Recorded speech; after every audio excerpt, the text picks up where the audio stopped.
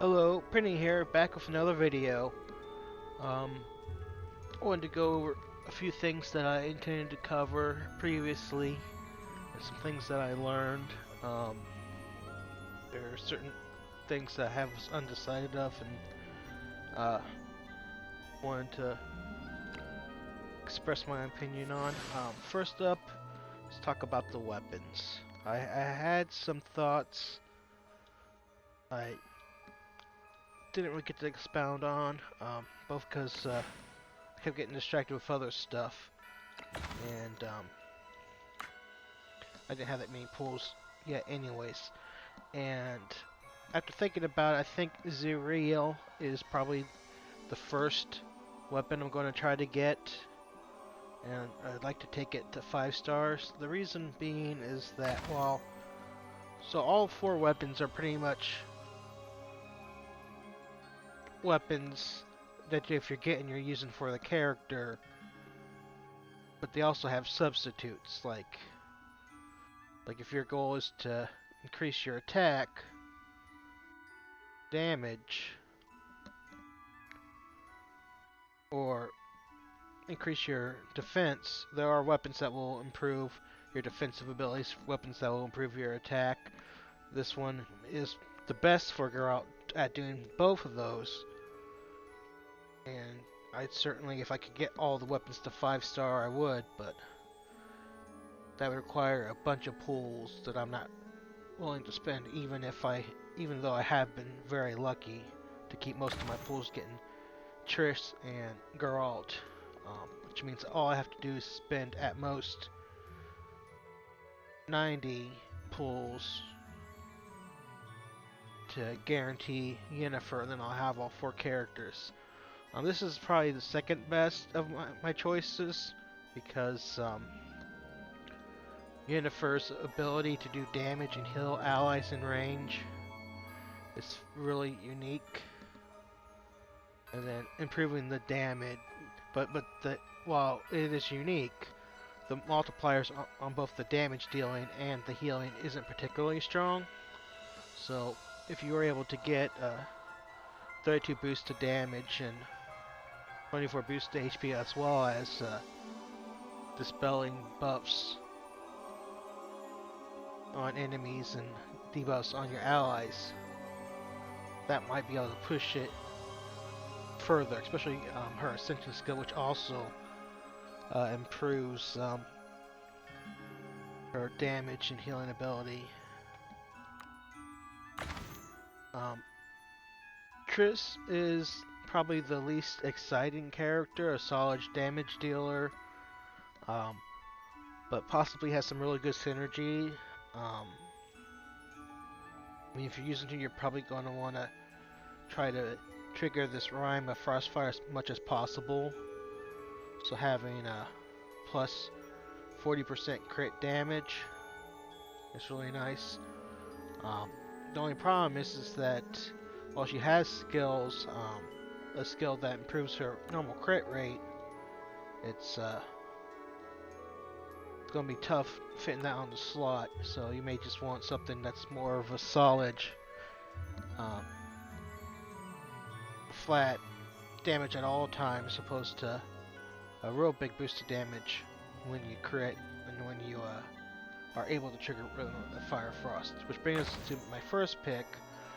Um, Originally, I thought maybe the 25% increased damage for charge and teleporters would be good, since there are sword users that have those abilities. But I feel like 25% increased damage to the next attack after doing said skills, when a lot of those skills you can't spam every turn, um, wouldn't be too great. But instead, what I like about it is its use for as Siri. It's the only of the skills that actually subsequently changes uh, her skills. The other ones, they'll improve the skills, um, make them a little bit better at what they do. But Flash cut through darkness. You know, targeting more than 4 people in that is probably more than enough for most cases. Um, Going from 3 to 4, of course, is always good and the extra damage. But I'm more interested in how it improves Nova. For me in particular, I skipped Rico, so Circe is the first of the characters that has the burst where animates from her and knocks enemies back. And she actually is a bit better than Rico because it's 2 squares normally, and then with her 5-star weapon, it gets boosted to 4 squares. And you can actually go up to 6 squares if the enemy has a bound effect. And of course, Nova specifically has if you have if you start the turn with ring riposte, and low star series is gonna probably spend most of her turns with ring riposte. It actually doubles it, and I believe that boosts it to 6 and not 8, because it's the base effect, not the total. So having being able to, even for a single target, knock back knocking someone back 6 squares is exceptional. Like the recent Tower Adversity boss, if you attack them in melee, he would only knock you back 5 squares. So that's really extraordinary. And then to have it actually be affecting an AoE around you, like on certain maps and certain fights, it could be a real qualitative difference. Like, whereas the rest of these, obviously, maybe you'll be able to make more use of them more often, but they're not like a qualitative change. They're just the quantitative. They improve the numbers, which is no means a bad thing, but since I'm only maybe able to get one of these 5 stars, I feel like that's probably the best choice. I've been starring up the Witcher's characters, but I barely had enough to get them all to 55. I mean, this is including Yennefer, so it's like that's the reason why I didn't take one of them to 60, because I should have enough XP to bring one of them to 60 or nearly 60. Yeah. But then I probably won't have any XP to give to Yennefer, so right now I'm keeping them at 55. And I was thinking like Triss, like how to use her, because I feel like I underestimated how potentially strong Rhythm of Fire Frost could be, especially when combined with her Hellstorm. So one thing I didn't think about is when casting Ice Ghost on Fire and Burning Tiles on Frosty Tiles, it'll do 40% elemental AoE damage to all enemies within 1 tile radius of the target. And if you have 2 enemies within 1 tile radius, that 40% will hit them both up to 2 instances. So that would actually be effectively an 80% if they're close together. And then of course with Hailstorm, it does 55%, and then it will do another 55% at the beginning of her next turn. Potentially, that's additional 2 triggers, assuming the units are in their same spot or same adjacent spots. The only problem is that we need a character faster than her that can apply fire tiles before she does the hailstorm, and then it can do it again between her turn and her next turn. Now this would probably be a little bit easier against bosses that don't move. but against enemies that move, this is gonna be a little bit more tricky. Like I was thinking, Yennefer, she does have a skill that lays down scorch burning tiles, but it's like a firewall. You select a tile, and then the 5 tiles to the left and right of the tile selected, perpendicular to the line that she selects, will be hit with fire damage and then convert to fire tiles. Well, if they get their turn first, they're probably going to walk off those fire tiles, and you won't really be able to benefit from them being on the fire tiles when you cast this.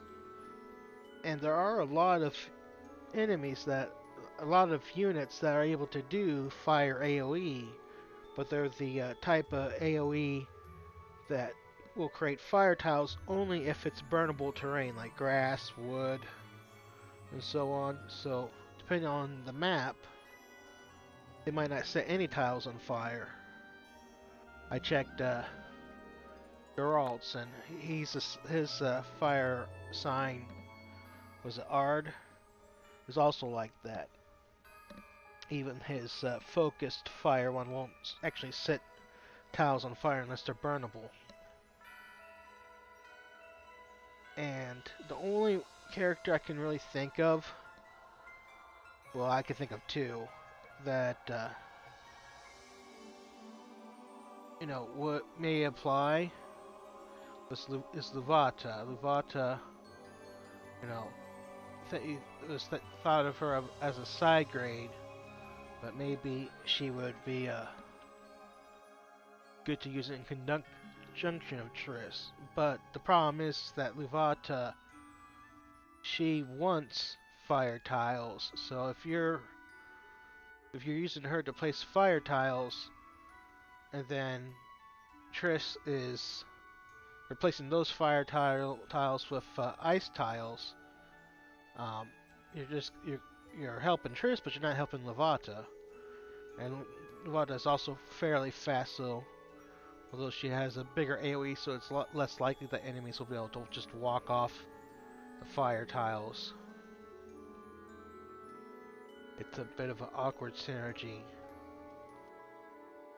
Another one would be Miguel. Miguel, if you take his level 3 unique ascension skill, his ultimate will change from doing fire damage to actually creating burning tiles. But the problem with that, of course, is Miguel is not particularly strong. Though on the plus side, he does have the Drifter aura. Triss is Drifter, but probably the having Miguel use a slot, even though it may have better synergy than other characters of Triss, is probably not going to be worth it. So maybe we'll be looking forward to see if a character will come out in the future that can lay down burning tiles. I'm not 100% off the top of my head familiar with all the skills of the element characters coming up. I don't know of any that would fit that bill. And maybe there's a character that I'm just not thinking of.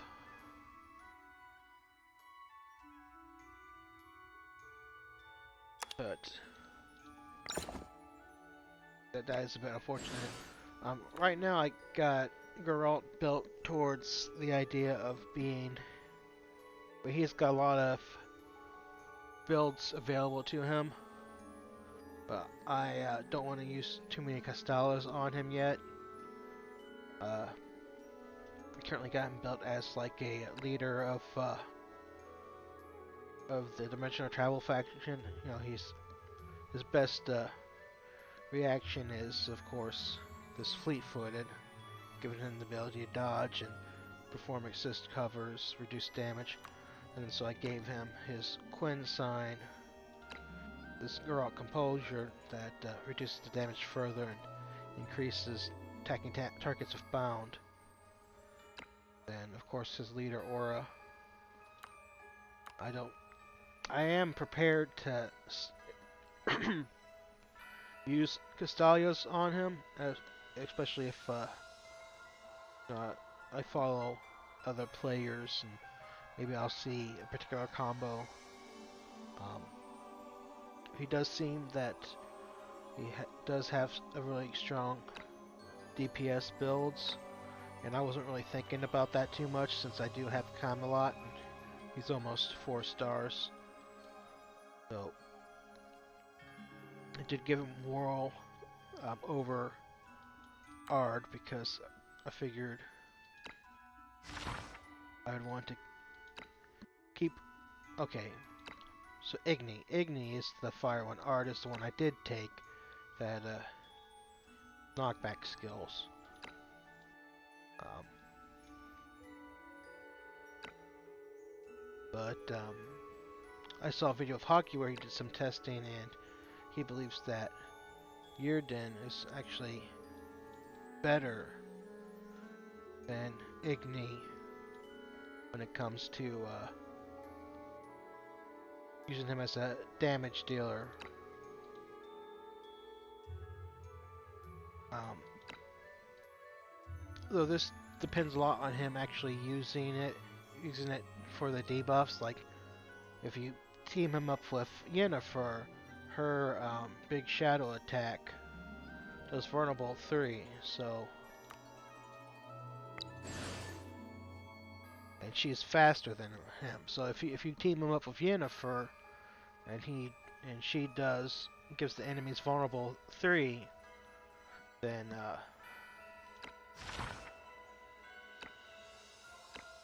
this Yarden may not be more impressive than Igni.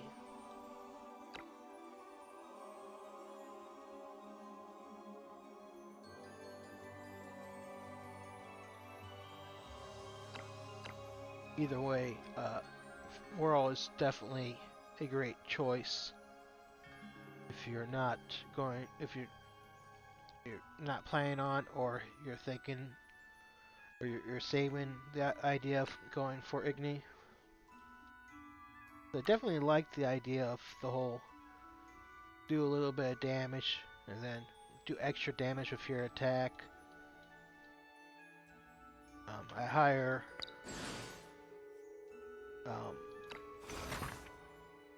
stars, you'll have when doing physical attacks, do physical defense down to magic attacks, magic defense down to Igni. Combined with Whirl, you'll be doing both in a single turn.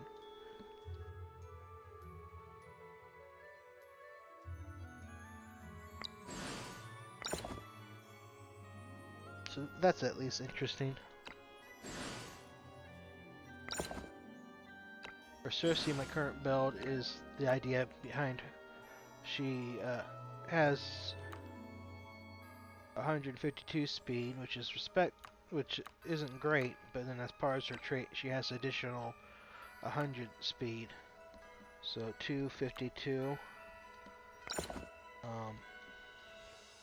Someone like that puts her at the higher end, I believe. Not sure why they chose to do it like that. Like, why not just give her 252 speed right off the bat?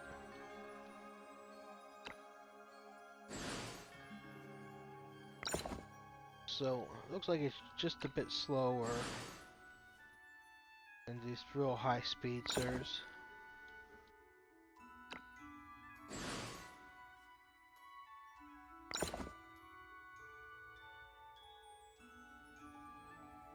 I do believe that she, with her speed boost of 100, is faster than all the other Witcher and Delicious in Dungeon characters, so that's why I gave her charge.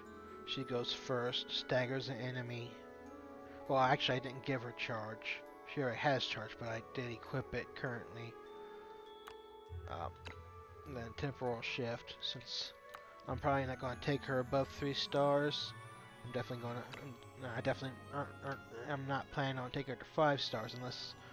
No, I just happened to pull a bunch of copies while pulling for Yennefer. If I get close, then I'll go ahead and do it.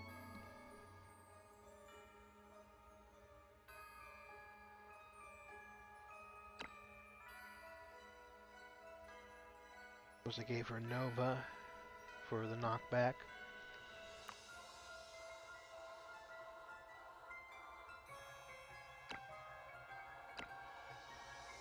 You see, though, I did take some of the more passives.